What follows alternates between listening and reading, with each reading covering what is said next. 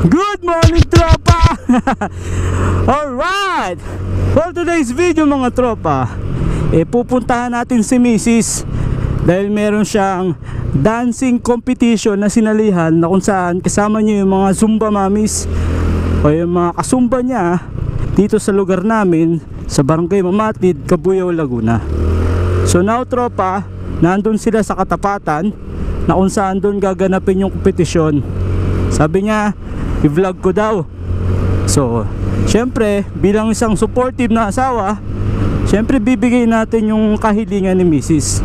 So, iba-vlog natin, hindi lang para sa views, hindi lang para sa content, kundi syempre para suporta na rin kay Mrs. Alam kong kayang-kaya yun ni Mrs. at saka ng mga kagrupo niya na manalo. So, ilang araw sila nagprepara para sa sayaw na yon. So, nag-practice sila na maigi. Sana yung practice nila mag-paid off o yung may kakalabasan na maganda. And I hope sana manalo sila. So, papunta na tayo dun ngayon. Kakauwi nga lang pala namin galing sa outing family outing ng Wyatt Philippines na ginanap sa Splash Island. So, medyo hectic yung schedule namin ni Mrs. After swimming, Zumba, grabe. Pero actually hindi kami naligo ni Mrs. Yung dalawang anak lang namin yung naligo. So pahinga kami ni Mrs. Hindi rin naligo si Mrs. kasi may Zumba siya, di ba? So mas yung energy niya ni-reserve niya para sa Zumba nila ngayon. So approaching na tayo doon. Hanapin pa natin yung court na paggaganapan nung pasayaw. Siguro maraming sasali doon. So kasama niya yung mga tropa niya, yung mga Zumba Mamis. So mamaya papakilala ko sa inyo isa-isa yung mga kagrupo niya. Singit na nga tayo. Nauna na si Mrs. kasama yung mga kasumba niya kanina. So nakisakay muna siya sa katropa niya sa sakyan. So ako naman punta ako doon para i-video yung magiging sayaw nila.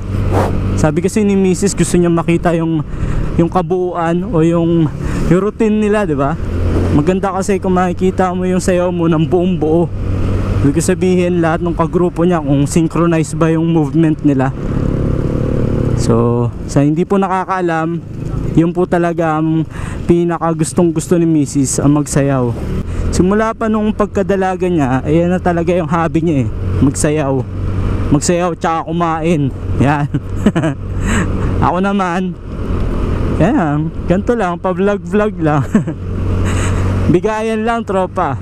So kung ako naman magpapaalam, sabihin ko magbabasketball ako, so go din naman siya. Siya naman papaalam sa Zumba, diba? Parang ano pa rin, boyfriend, girlfriend pa rin, walang nagbago. Hindi natin pwedeng baguhin. Kung ano yung dati, huwag nyo nang babaguhin. Siyempre yung mga masasamang kaugalian, yun ang baguhin. Pero yun sa tingin mo dahilan kung bakit kayo nagiging matatag, ba't mo babaguhin, di ba? Medyo malapit na tayo sa katapatan. Pero hanapin pa natin yung court. Madadaanan pala natin yung vinlog ko na buko roll. Alam nyo ba yung buko roll? Hindi? Di sasabihin ko na. Yung buko roll tropa is originated dito sa Cabuyao, Laguna, na kung saan isa siyang tinapay na ang palaman buko feelings. Kumbaga kung sa Los Baños may buko pie, dito sa Cabuyao may buko roll. Yun. So papakita ko sa inyo yung buko roll, tindahan ng buko roll. Actually marami na siyang branches hindi lang dito sa katapatan, meron na rin yata siya sa Cavite. Medyo na traffic lang tayo, nakasunod tayo sa truck. Pwede ba tayong sumingit? Hindi pwede.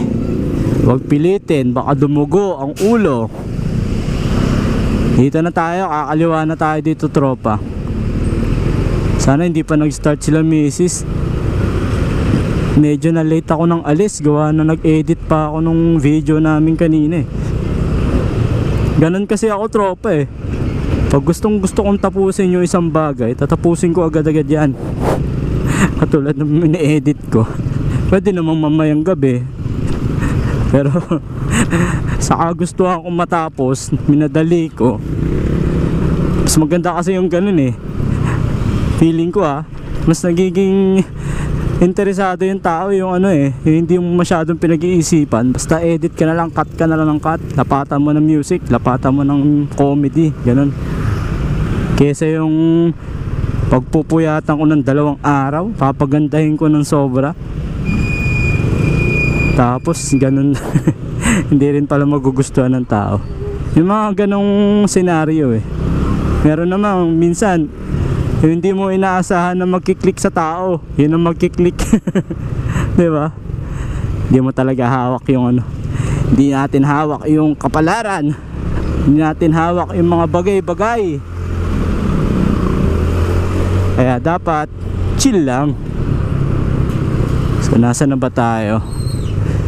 Buko roll. Sabi ni Mrs. after ng buko roll, kakanan na tayo. Nandun yung buko roll Hanapin natin. Ito, malapit na tayo. Aray ko. Sakit sa likod nun Pag tumatandaan na talaga tayo, konting ano lang marami na tayong iniinda. Diyos ko Lord, sana bigyan nyo pa ako ng mahabang buhay, kahit mga 40 years pa. Ito yung buko roll. So kakanan tayo dito. Ayan, sarado yung buko roll. So kaya yung court dito, nasaan yung court? Nasaan yung court? Sabi kakanan. Nasaan na? Boss, covered court? May covered court pa din. Dito. Kanan. Salamat.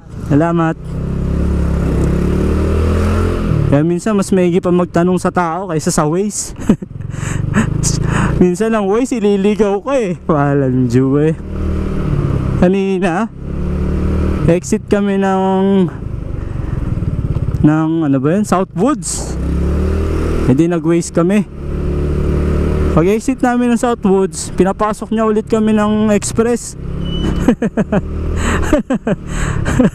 Tapos sabi niya nasa tapat na kami ng Splash, nandun na daw kami. Nasa lang expressway kami nun. Eto na tayo tropa. Nakikwento ko lang.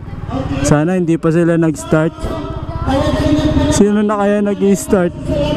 Naku, sana hindi pa nag-i-start sila Mrs. Kagalit yun kapag hindi ko na video.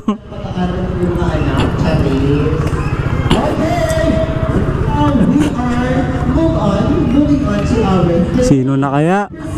Tapos na kaya sila? Naku,